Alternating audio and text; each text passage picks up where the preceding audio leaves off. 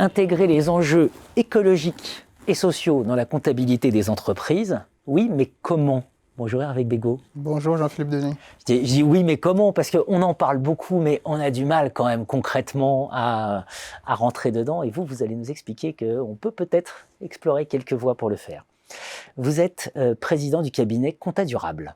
Voilà. Vous avez été vice-président de l'Ordre des experts comptables de Paris-Île-de-France en charge de l'innovation. Vous êtes actuellement président du comité de normalisation extra-financière et RSE du Conseil supérieur de l'Ordre des experts comptables. Et vous êtes président du groupe de travail sur la responsabilité sociale des entreprises au sein de la DFCG, c'est l'Association des directeurs financiers contrôle de gestion.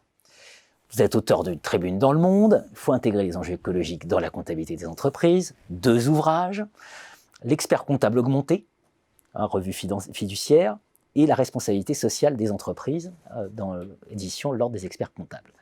Donc vous connaissez bien votre sujet et vous y avez réfléchi à ce sujet. Et donc vous allez nous dire là, premier temps, finalement il y a beaucoup de bruit autour, mais concrètement, quand il faut passer à l'acte, c'est plus compliqué. Alors, c'est vrai que le sujet des indicateurs extra-financiers, des reporting RSE, de comment finalement mesurer ces enjeux RSE dont on parle tant depuis des années, ne date pas d'hier. La première fois qu'on a demandé, en tout cas en France, aux entreprises les plus grosses de faire un reporting RSE, c'était en 2001. Ça fait déjà 20 ans. Il y a 10 ans, avec Nicolas Sarkozy, il y a eu les Grenelles de l'environnement. Je ne sais pas si vous vous souvenez, il y a déjà une refonte de ce reporting. Au niveau européen, ça bouge beaucoup avec l'Union européenne qui vient de confier à l'EFRAG la possibilité et d'ailleurs c'est porté par la France, par l'intermédiaire de Patrick de Cambourg, de proposer un cadre européen sur le reporting RSE. Donc tout ça bouge beaucoup. Sauf un point. Alors, on veut travailler à la périphérie du langage le plus important que parlent les entreprises, qu'est la comptabilité financière. Et moi, ma conviction depuis une dizaine d'années que je suis ces chercheurs, je suis la réglementation et j'essaye à mon niveau d'expert comptable, de praticien, de consultant, de faire le lien entre le monde de la recherche, des réglementations et des entreprises. Tant qu'on n'a pas changé cet outil qu'est la comptabilité financière classique, je pense qu'on va avoir du mal à pousser cette transformation tant attendue de la finance, pour le dire comme ça. Alors, si je résume un point que vous évoquiez dans cette tribune, notamment dans Le Monde, pour intégrer les enjeux écologiques, vous dites finalement faut qu'on arrête d'avoir d'un côté la comptabilité et de l'autre du reporting extra-financier, etc. Il faut intégrer l'idée de conservation du capital. Absolument. C'est-à-dire qu'on veut une information ou des informations, on veut 2 jambes.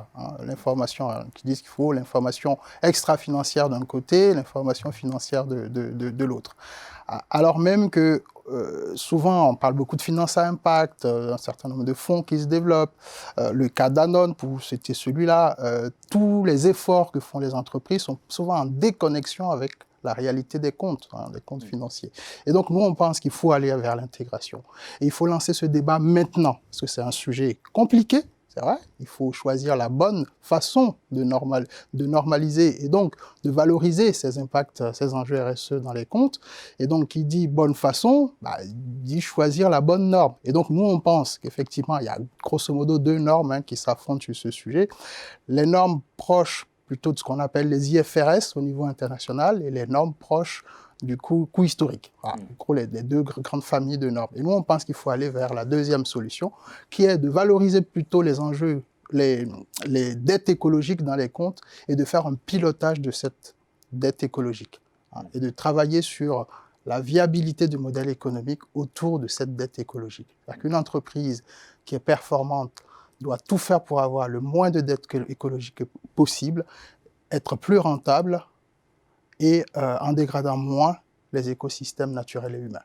Donc c'est ça l'objectif et l'angle qu'on a pris, nous, pour travailler sur ce sujet de l'intégration. Alors, vous y travaillez notamment dans le cadre de la comptabilité CARE. Alors, vous pouvez peut-être nous en dire 2 mots. CARE est un modèle qui est né à Dauphine hein, avec Jacques Richard, et vous avez reçu ici un chercheur, Alexandre Rambaud, qui travaille énormément, avec qui on travaille. Tout ça est hébergé au sein d'une chaire aujourd'hui qui est portée par Dauphine et AgroParisTech et l'Ordre des experts comptables au niveau national. Et elle vient de rentrer d'ailleurs dans cette chaire. Et en gros, CARE, qu'est-ce que dit CARE? C'est justement de revisiter la comptabilité générale, la comptabilité financière classique, et de voir comment on peut refaçonner le bilan comptable, d'y intégrer un capital naturel, un capital humain, valorisé avec l'approche que je précisais à l'instant, qui est de structurer la dette écologique, qui est ni plus ni moins le coût nécessaire à la transition des entreprises, la transition écologique et la transition sur les enjeux sociaux. Donc c'est ça, globalement, la CARE, qui est un écosystème complet hein, qui gravite autour de l'entreprise, indicateurs extra-financiers, et son intégration dans les comptes. Un point que vous développez également, c'est que tout ne se résume pas à la mesure quand même, mais non. Il faut passer par la mesure. On a la aussi. sagesse, hein, en tant qu'expert comptable, de le dire.